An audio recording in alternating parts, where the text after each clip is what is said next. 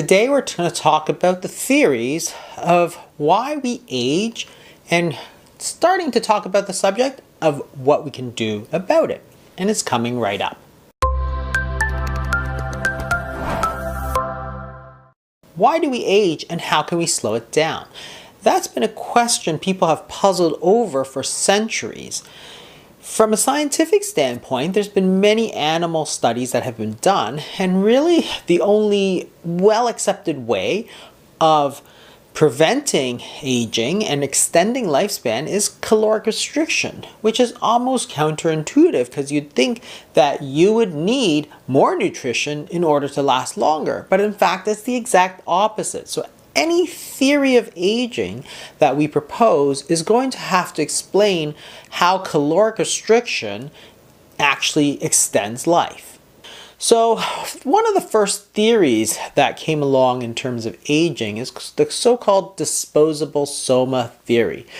Soma is a word that refers to body, and in this theory, what they proposed was that there's a limited finite amount of energy that you can use for growth or maintenance, and once you've spent it all, then you're done. Sort of like if you have a certain amount of money, once you spent it, it's done, you're broke, and that's it.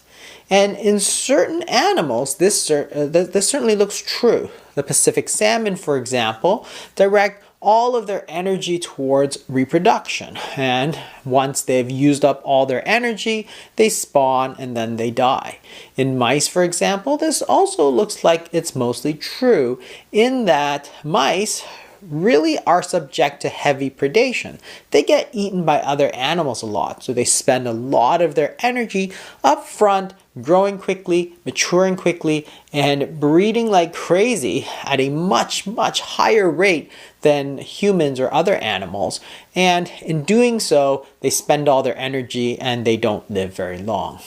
Most of these theories have a little bit of a problem in that they can't really explain why calorie restriction doesn't really hold true, because if you're to take more resources in, then you should expect to live longer. So the disposable soma theory, while it does have some application, doesn't seem to really hold true.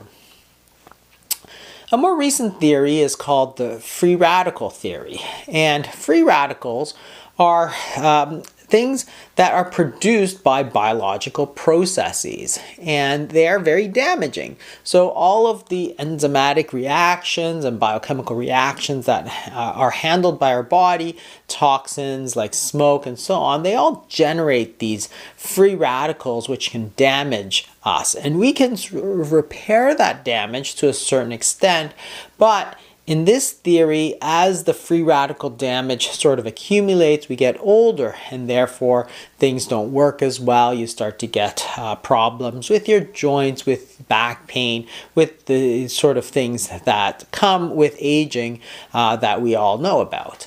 The problem with this theory is that it would predict that taking antioxidants would extend life, or at least provide some measurable benefit. And there are some very powerful antioxidants, such as vitamin C and vitamin E.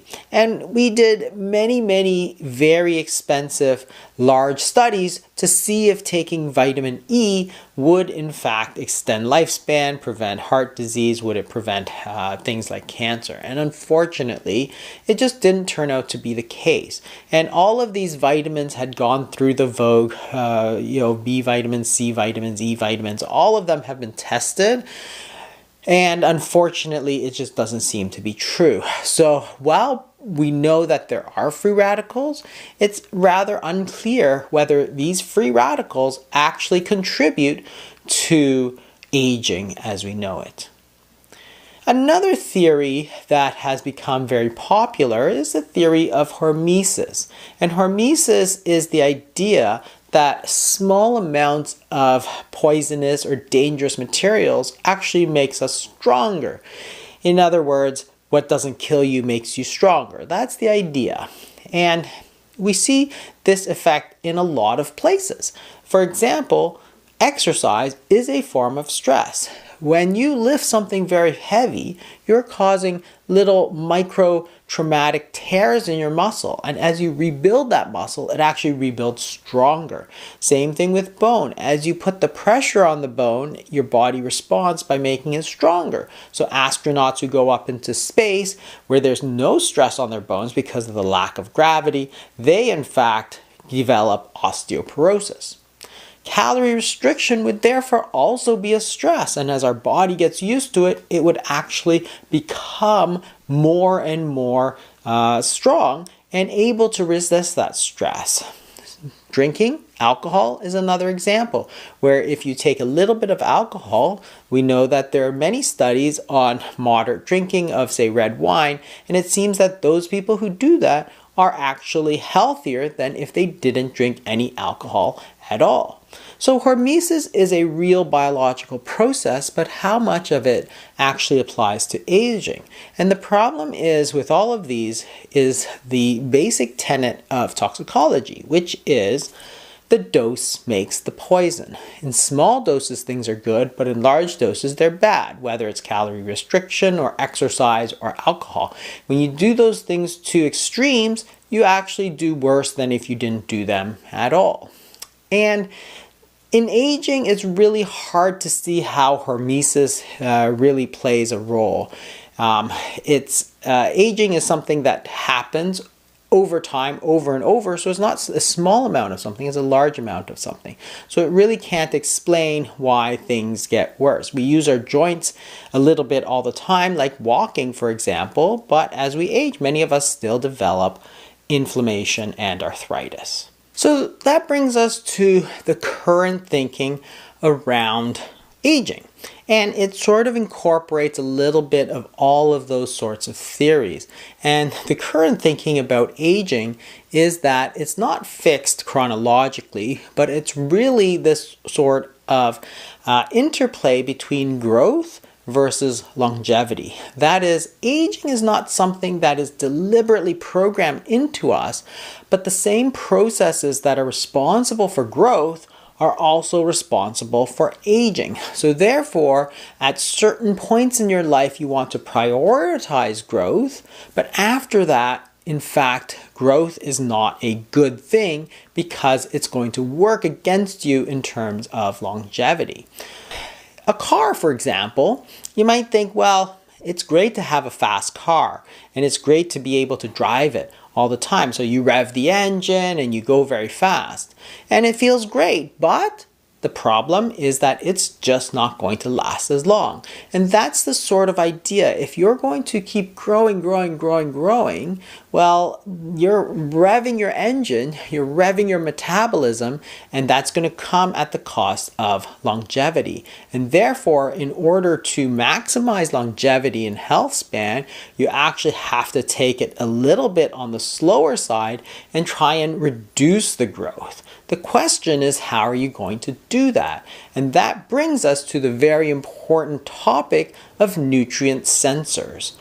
The body, in fact, has several different nutrient sensors, and we're going to go into them a little bit more in the next video that's coming up. But insulin is one of the nutrient sensors. mTOR, or the mechanism target of rapamycin, and AMPK, they're what are called nutrient sensors because they tell the body that nutrients are coming in. And our body uses these exact same signals to tell us to grow or to not grow. When we have a high level of these nutrient sensors, our body goes into growth mode, trying to grow more to take advantage of the available nutrients. You got to make hay while the sun shines. But when you start to turn down some of these growth mechanisms by reducing the nutrient sensors, well, your body's going to go into this sort of maintenance mode, and that's what's important for longevity. Thanks for joining me today. If you're interested in some fasting tips or how to use fasting, you can check out my other videos. I'll see you next week.